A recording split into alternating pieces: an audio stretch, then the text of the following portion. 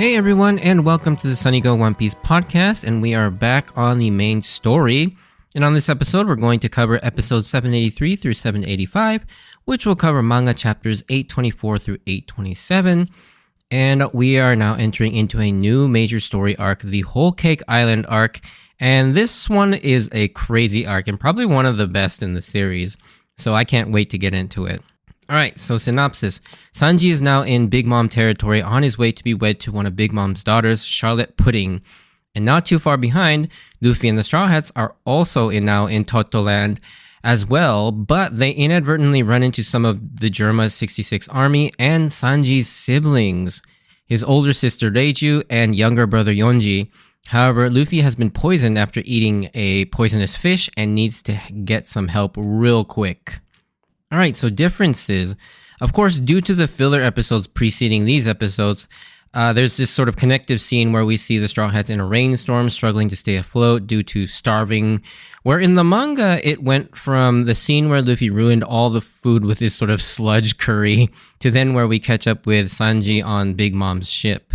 Another change is in the anime when Vito starts talking to Sanji about Sora, the warrior of the sea, comic series. The anime shows much more of the comic, where the manga shows, I messed that up. I should probably re-record this, but I'm too lazy.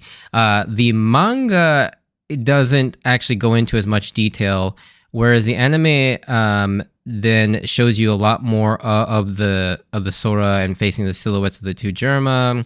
And so, yeah, there's a lot more in the anime, whereas the manga only shows one panel with just a quick shot of them. The moment where Luffy finally catches the fish is cut off to show the tease of the Germa 66, since this was where the end of the episode is, but in the manga, this continues with Chopper quickly looking up whether this fish is edible, and this is basically redone in the very next episode, so that's another way for them to kind of pad out the pacing, unfortunately, that just literally show the same scene twice in two different episodes. There's an extra scene of Nami cooking the poisoned fish with carrot to remove the poison. In the manga, it immediately cuts to them all fawning over the nicely cooked food and eating it.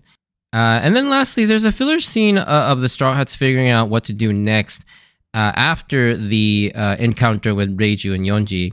And Peckhams explains the geography and the state of Whole Cake Island.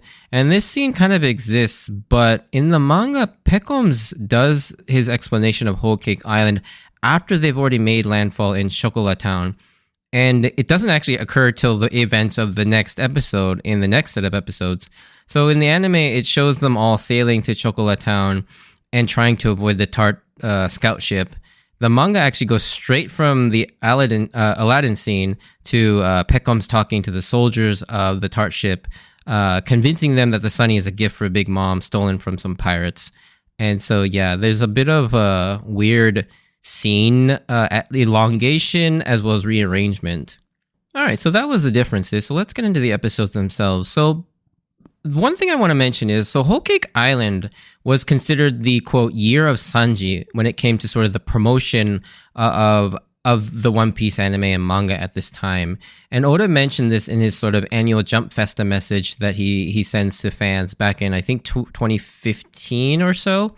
As Oda mentions that the coming year would focus on Sanji and his character, but some people took that to mean that this was like a huge celebration of the character, and for some reason, a lot of people were disappointed or even angry that it wasn't that specifically, which I kind of understand where they're coming from, but I personally think Oda delivered on what he set out to do and created an arc that really dives into Sanji and focuses on his character. And those that got upset are the fans that I feel like are the real diehard Sanji fans who constantly think that they're getting slighted in favor of Zoro getting all of the cool moments. And to be fair, Toei Animation does not help with this, because for whatever reason, Sanji does, for some weird unknown reason, have some sort of a bias against him in the anime and among the Toei animators. For some reason, it's just weird and inexplicable. And Zoro seems to really be heavily favored, that I will admit is real. And this discussion might need almost an episode in and of itself to discuss, because it is truly weird how Toei Animation does seem to go out of their way to slight Sanji at every possible turn. Not just like ignore him, but they like do things to make him look bad, and it's weird. And I even say this as a diehard Zoro fan. Like between Sanji and Zoro, I like Zoro more, and Zoro is my favorite character in the series, as you all know. But yeah, it is undeniable how much they kind of like just shit on Sanji for whatever reason. It's really weird. But anyways, as we get into the story, we finally catch back up with Sanji as he's being escorted to Big Mom, and they have now arrived in her territory of Whole Cake Island, or Totto Land, as Pekoms would explain later.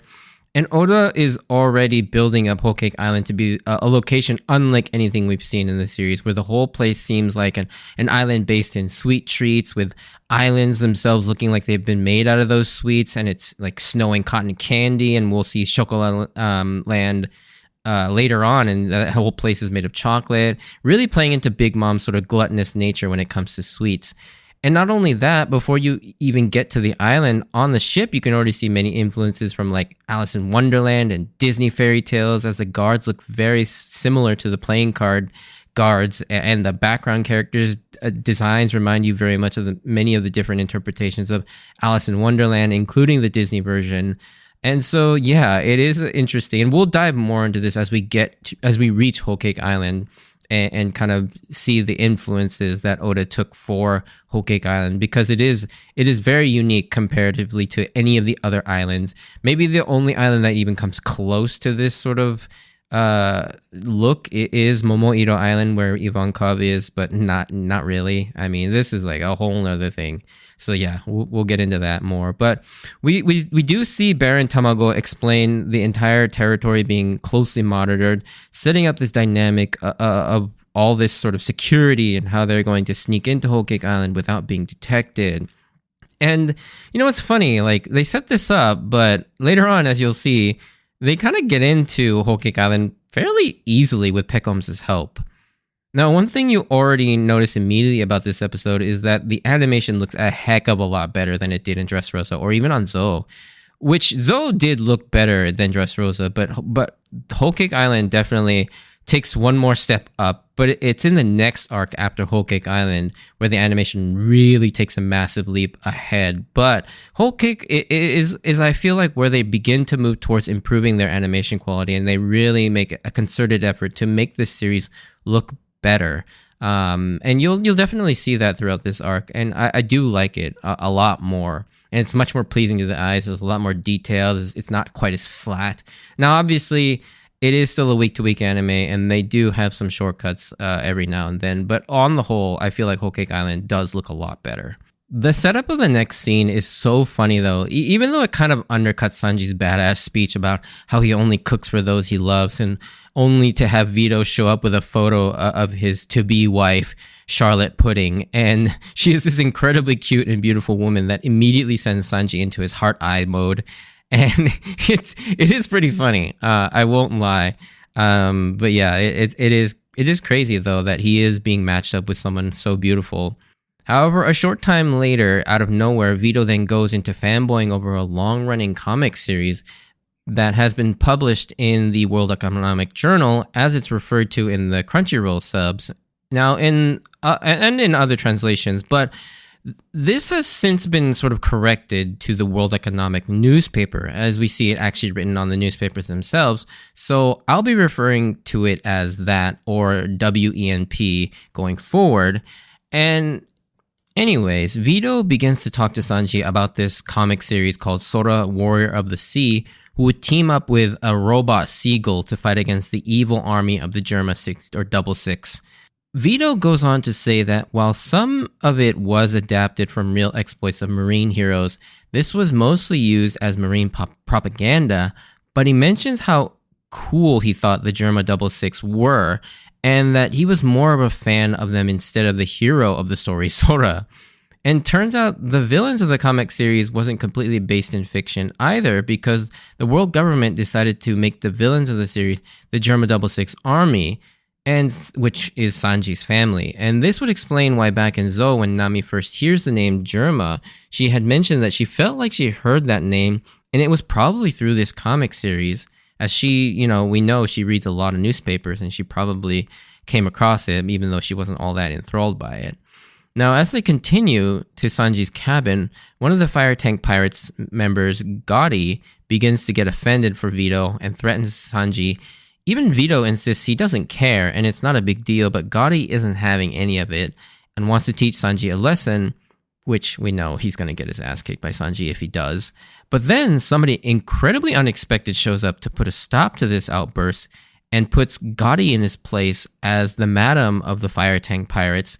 And this person should look incredibly familiar. And Sanji himself even mentions she looks a lot like them, in quotes. This woman looks almost identical to Lola from Thriller Bark of all people, the pirate that had her shadow inserted into the boar zombie and chased Nami around the island, and later befriended Nami in both her zombie form and in her real self. And this kind of brings that moment from the end of Thriller Bark full circle, because if you cast your mind back all the way to when they said their goodbyes at the end of that arc, Lola gives Nami a Vivre card of her mama's, who happens to be a famous pirate. And after mentioning that she was originally from the New World, and now given the similarities in appearances, you can kind of begin to draw the conclusion that perhaps Lola's mother, a famous pirate in the New World, might actually be Big Mom.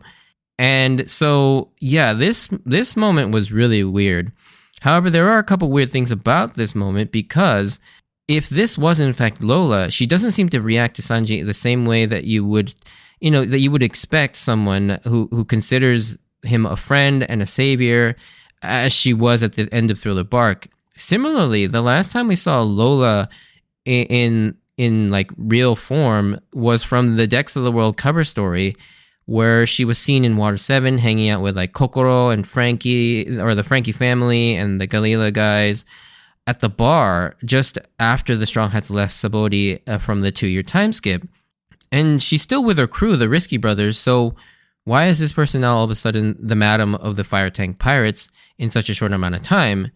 Now, naturally, you begin to think maybe this isn't Lola, but perhaps she had a twin sister or a sister that looks very similar to her.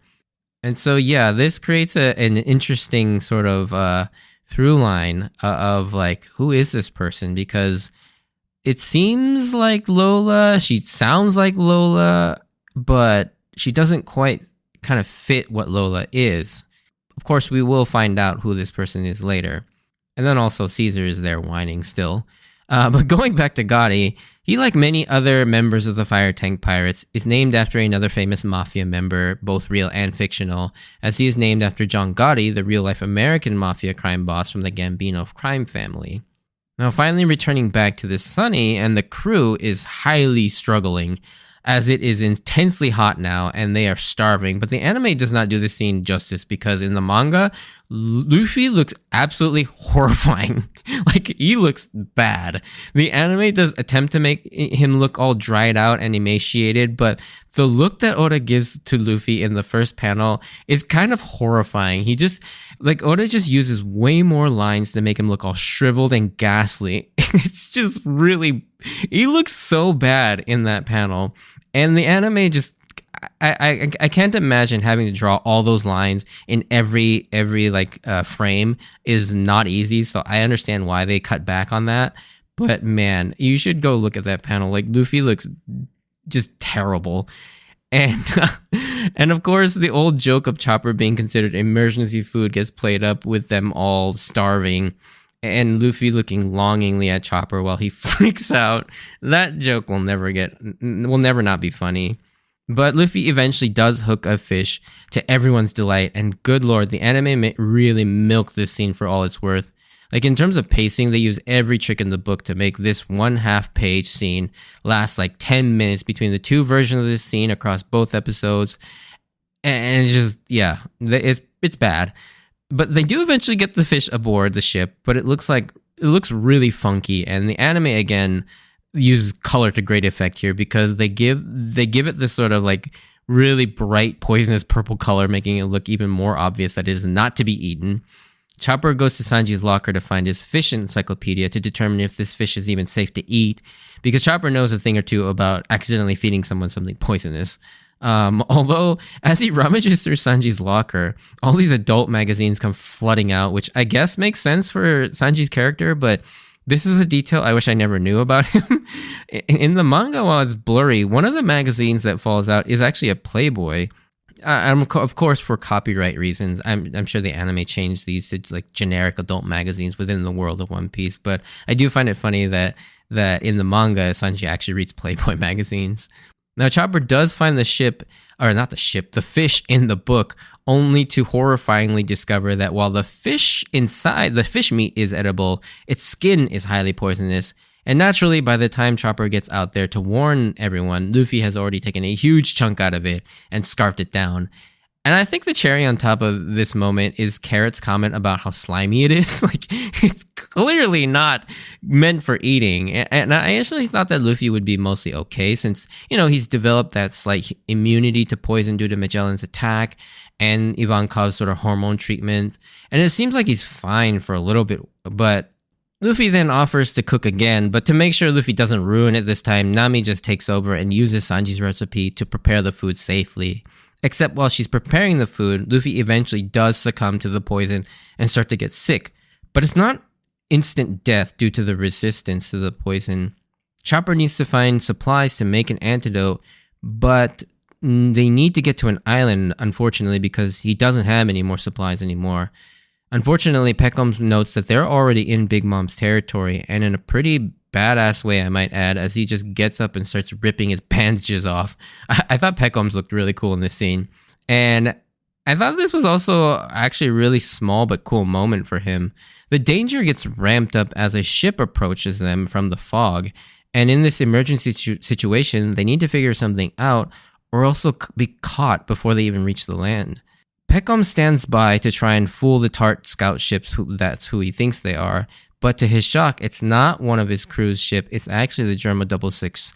And it's here we get to meet the first of one of Sanji's brothers, and with the recognizable curly eyebrow, when he lowers his sunglasses, you can see that, and it initially makes you think that it is Sanji, but we already know it's not Sanji.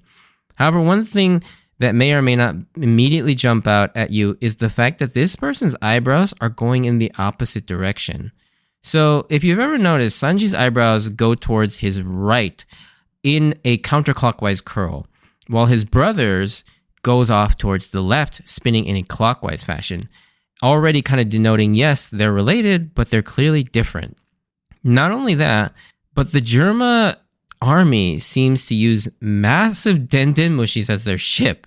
Like, it's literally a roving fortress castle on the back of a massive dendenmushi. The Sunny isn't a small ship, and this thing dwarfs it almost 5 times. And the Sunny is 56 meters, or gomu, or in feet, it's like 183 feet tall. They're initially excited that they found Sanji because of their resemblance, but he reveals himself to be Sanji's brother Yonji, meaning he's his younger brother, and that in fact that there are 4 of them. The crew also pick up on this funny naming scheme as well. Now, if you don't know Japanese, this can be a little bit lost in translation, but a decent number of people know at least how to count to 5 in Japanese, even if they have no other knowledge of the Japanese language. Ichi is 1, ni is 2, san is 3, as in Sanji, yon is 4, as in Yonji. That san or 3 comes before yon or 4, and Carrot even asks why they immediately know he's the younger brother, and Brook just straight up says because he's Yonji, as if they already know. And there's also this bit where Yonji insists that his connection to Sanji is to be kept confidential, but it's incredibly obvious they're related. And not only that, he's also got the same over-the-top reaction to pretty girls. And they're also looking for Sanji too, but knowing that he's not on the Sunny, Yonji decides to leave them. And unlike Sanji, Yonji doesn't have a single sort of kind bone in his body and straight up refuses to spare any sort of medical supplies for treating Luffy's poison, and even dares them to take it from them by force. And that's when an even bigger surprise shows up, as Yonji is kicked into the sea for being stingy by none other than Sanji's sister, Reiju. Yonji comes flying up out of the water, pissed off at Reiju for humiliating him and kicking him into the sea. But this brings up the question, how is he able to fly and hover like that? Because to them, it's not a devil fruit since he was unaffected by the water, but it also clearly looks different from like Geppo. And Peckhams explains that the Germa army is basically entirely based on science and technological enhancement, which is rather a unique power set for the world of One Piece. Like, the one thing is, like, you know, and we talked about that with Frankie and Vegapunk, but like One Piece kind of takes place in a world where you feel like technology hasn't advanced very far. Like, they're still using like candles and stuff, but for some reason they've also got electricity and robots. And so, yeah, we know there are people like Frankie and Vegapunk that use tech and science to enhance combat capabilities, but this is the first time seeing an entire group and to use it to this extent. And it's these technological capabilities that Big Mom wants to incorporate into her power. It's also here that Brook and Peckhams confirm that the Vinsmoke are indeed a royal family that conquered the North Blue, and according to Reiju, despite not having a country or an actual physical land to govern, they are still recognized by the world government and even have a seat at the Reverie. But more importantly, Luffy is on the verge of death by the poison, but incredibly fortunate for him, Sanji's sister Reiju seems to have the ability to suck and consume poison without causing her any harm, using what she calls her poison pink ability, which again does not seem to be a devil fruit power, but more of an enhancement that the Germa 66 army has bestowed her. She does this by basically kissing Luffy in quite an erotically charged fashion, and even finishes it off with this flirtatious, that was delicious. So I guess this sort of flirty behavior runs in the entire family. Then this begs the question, what does Yonji's winch green ability do that we saw labeled in his sort of introductory name box? And if I remember correctly back then when I first read this, I think I predicted that he maybe shot out like cables from his arms or something like that so that he can winch to things. Kind of like Omega Red from like Marvel Comics and X-Men.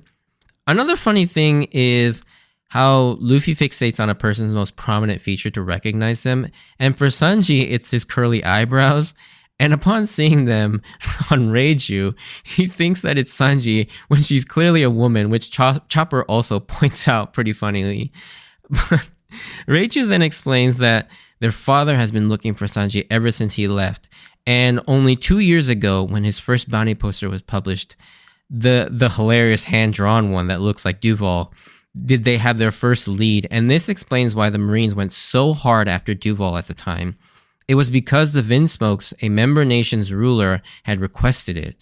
And I also love the little callback that Brook is the one that comments how much Sanji hated that poster at the time. Because if you remember in that moment where this mix-up was revealed with Duval, Brook was the one that was that found this whole thing so hysterical and amusing that he was the one laughing the hardest, like on the floor, pounding the ground laughing and pissing Sanji off even more. That scene is still one of my favorite moments because it almost seems like Cho, the voice actor for Brook, himself was genuinely laughing his ass off recording that scene because of how hysterically stupid that coincidence was.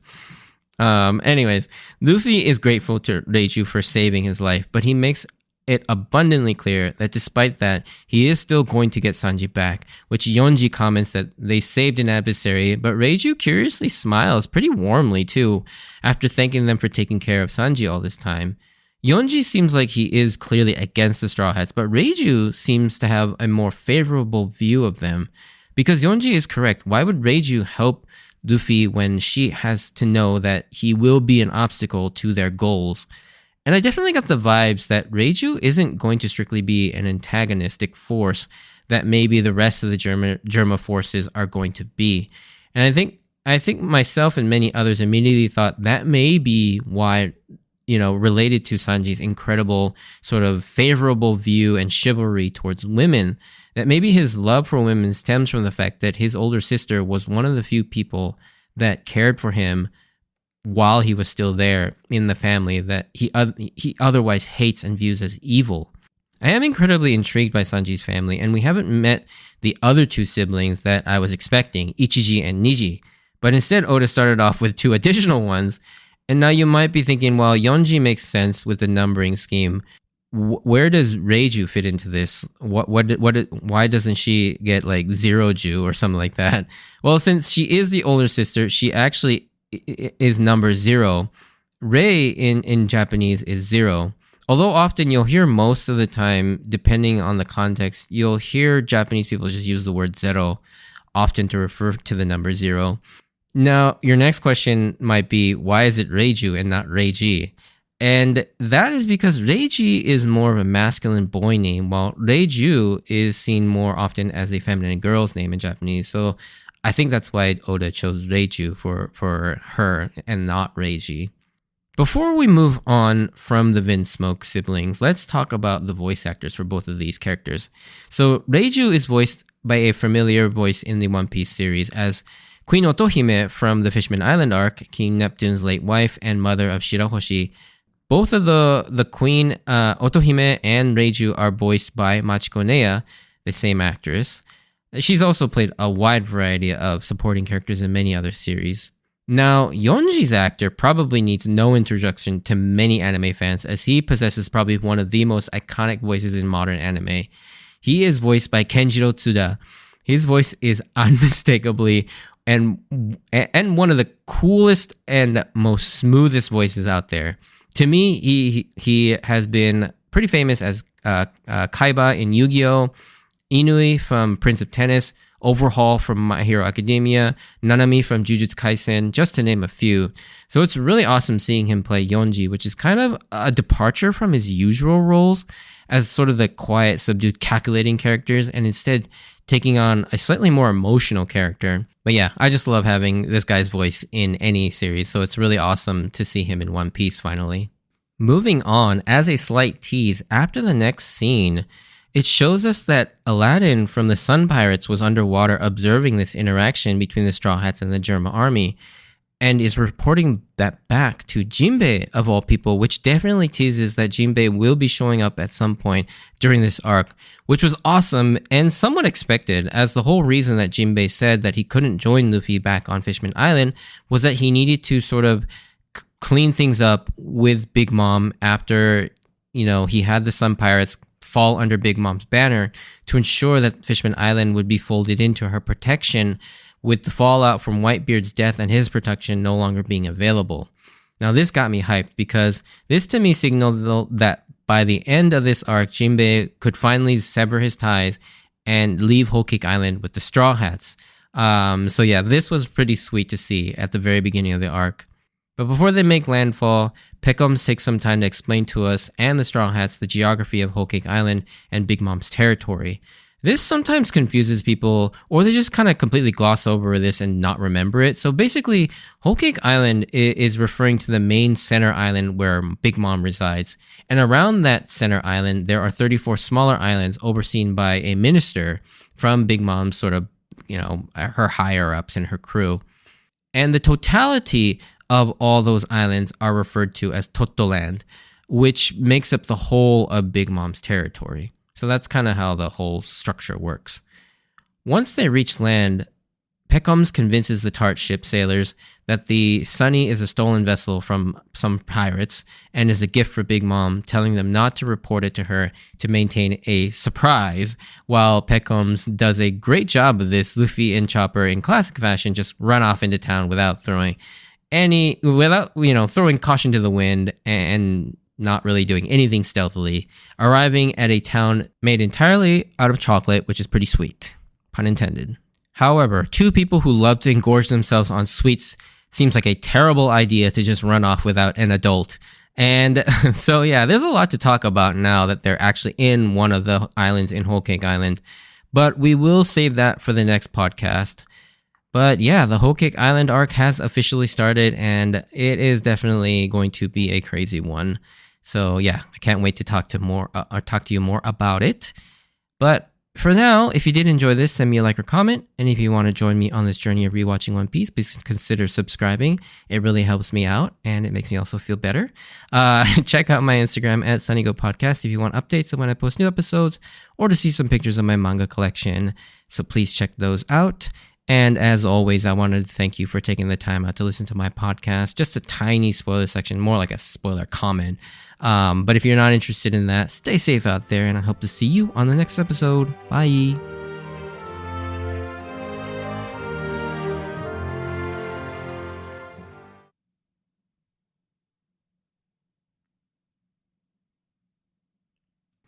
All right, spoiler section. So obviously there are a lot of things we could talk about, that Jinbei, he would eventually show up, but he doesn't actually join the crew. And then also the reveal of like Reiju and the fact that she was one of the people that actually ended up being nice to Sanji, and her mother are the reasons probably why he respects women so much, or at least treats them so well.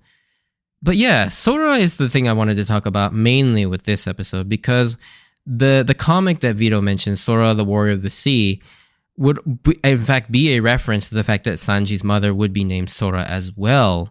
And it's interesting because in the comic, Sora is fighting against the Germa 66 army, the fictional version of them. But in reality too, Sora is the one also kind of fighting against Judge and, the experiments that he does with the genetic enhancements that he does to his kids. And she kind of fights back, and Sanji's kind of the result of that. The one that actually had maintained his emotions instead of being like these cold-hearted killers that, that her or his brothers would end up being.